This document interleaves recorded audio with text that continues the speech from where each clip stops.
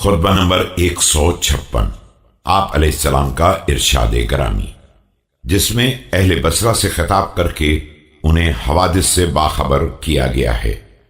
بسم اللہ الرحمن الرحیم۔ ایسے وقت میں اگر کوئی شخص اپنے نفس کو صرف خدا تک محدود رکھنے کی طاقت رکھتا ہے تو اسے ایسا ہی کرنا چاہیے۔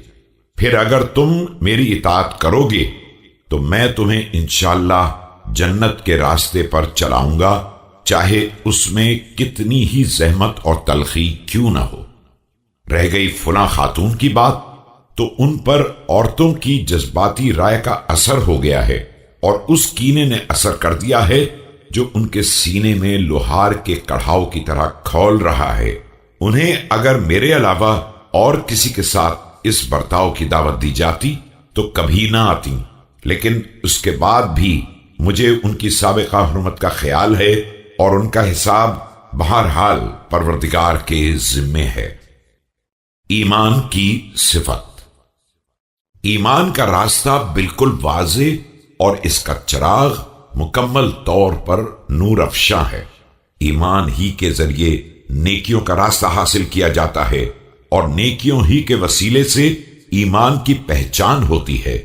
ایمان سے علم کی دنیا آباد ہوتی ہے اور علم سے موت کا خوف حاصل ہوتا ہے اور موت ہی پر دنیا کا خاتمہ ہوتا ہے اور دنیا ہی کے ذریعے آخرت حاصل کی جاتی ہے اور آخرت ہی میں جنت کو قریب کر دیا جائے گا اور جہنم کو گمراہوں کے لیے بالکل نمایاں کر دیا جائے گا۔ مخلوقات کے لیے قیامت سے پہلے کوئی منزل نہیں ہے، انہیں اس میدان میں آخری منزل کی طرف بہرحال دوڑ لگانا ہے۔ قیامت کے دن اہل قبور کی حالت۔ وہ اپنی قبروں سے اٹھ کھڑے ہوئے اور اپنی آخری منزل کی طرف چل پڑے۔ ہر گھر کے اپنے اہل ہوتے ہیں جو نہ گھر بدل سکتے ہیں اور نہ اس سے منتقل ہو سکتے ہیں۔ یقیناً امر بالمعروف اور نہی عن المنکر یہ دو خدائی اخلاق ہیں اور یہ نہ کسی کی موت کو قریب بناتے ہیں اور نہ کسی کی روزی کو کم کرتے ہیں۔ تمہارا فریضہ ہے کہ کتاب خدا سے وابستہ رہو کہ وہی مضبوط ریسمان ہدایت اور روشن نور الہی ہے۔ اسی میں منفعت بخش شفا ہے اور اسی میں پیاس بجھا دینے والی سیرابی ہے۔ وہی تمسک کرنے والوں کے لیے وسیلہ عصمت کردار ہے اور وہی رابطہ رکھنے والوں کے لیے ذریعہ نجات ہے۔ اس میں کوئی کجی نہیں ہے جسے سیدھا کیا جائے اور اس میں کوئی انحراف نہیں ہے جسے درست کیا جائے۔ مسلسل تکرار اسے پرانا نہیں کر سکتی ہے اور برابر سننے سے اس کی تازگی میں فرق نہیں آتا ہے۔ جو اس کے ذریعے کلام کرے گا وہ سچا ہوگا اور جو اس کے مطابق عمل کرے گا وہ سبقت لے جائے گا۔ اس درمیان ایک شخص کھڑا ہو گیا اور اس نے کہا، یا امیر المومنین علیہ السلام، ذرا فتنے کے بارے میں بتلائیے۔ کیا آپ علیہ السلام نے اس سلسلے میں رسول اکرم صلی اللہ علیہ وآلہ وسلم سے کچھ دریافت کیا ہے؟ فرمایا، جس وقت آیت شریفہ نازل ہوئی، الف لام میم، کیا لوگوں کا خیال یہ ہے کہ انہیں ایمان کے دعوے ہی پر چھوڑ دیا جائے گا اور انہیں فتنے میں مبتلا نہیں کیا جائے گا؟ تو ہمیں اندازہ ہو گیا کہ جب تک رسول اکرم صلی اللہ علیہ وآلہ وسلم موجود ہیں فتنے کا کوئی اندیشہ نہیں ہے۔ لہذا میں نے سوال کیا کہ یا رسول اللہ، یہ فتنہ کیا ہے جس کی پروردگار نے آپ صلی اللہ علیہ وآلہ وسلم کو اطلاع دی ہے؟